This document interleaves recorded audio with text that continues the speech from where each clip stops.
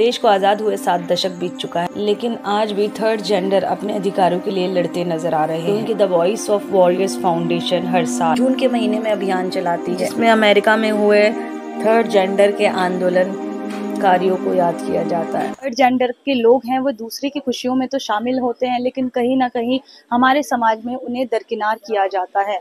तो इसी को लेकर के जो है एक संस्था काम करती है, वो लेकर इस संस्था के जुटे हुए हैं। और आप देख सकते हैं कि एक तरह से यहाँ पर पोस्टर मेकिंग यहाँ पर ये कर रहे हैं अपने लिए, एक तरह से स्लोगन दूसरों के लिए, जैसे we just want equality that's all. जैसे कि हर किसी को आज़ादी के बाद जो है इक्वालिटी मिली है, समानता का अधिकार मिला है, कहीं ना कहीं इन्हें जो है सोसाइटी में दरकिनार किया जाता है।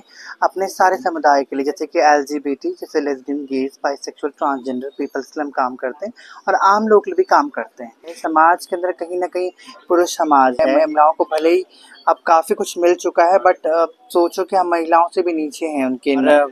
देश को आज़ाद हुए कितने साल हो गए आपको मालूम ही है। हमें जो जेंडर की इक्वालिटी है वो 2019 में आके मिलती है सुप्रीम कोर्ट के द्वारा, इतने सालों बाद।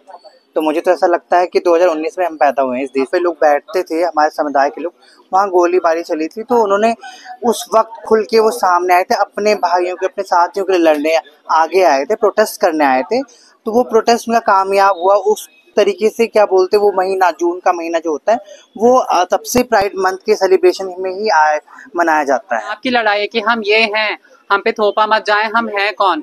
ये सुप्रीम कोर्ट का भी जजमेंट है, NALSA versus supreme court of India का 2014 में जजमेंट आया था कि आप सेल्फ आइडेंटिटी आपकी वही आइडेंटिटी है जो वो आप अपने आप को रिकग्नाइज करते हो, नो मैटर समाज आपको क्या बोले। तो जब कानून हमें अधिकार देता है तो फिर किसी और के ऊपर ये कोई जिम्मेदारी नहीं कि हमारे ऊपर थोपे कि हम कौन हैं। हम उनको लगता है समाज में इकलौते ही ऐसे इंसान हैं।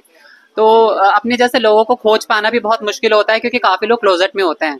अगर मैं एक लड़के के शरीर में पैदा हुई और मैं बोल रही हूँ कि मैं एक लड़की हूँ, समाज तो उस चीज को एक्सेप्ट नहीं करता वो, और पेरेंट्स को भी इससे बहुत ऑकवर्ड फील होगा कि हमारा एक पुरुष प्रधान समाज है, एक मर्द होना बहुत अच्छी बात है, मूछें तान के काम करे, लेकिन अगर वहीं उसमें कुछ अपने आप को पाने की चाह है तो उसके लिए बहुत दिक्कतें हो जाती है। तो बहुत संघर्ष होता है।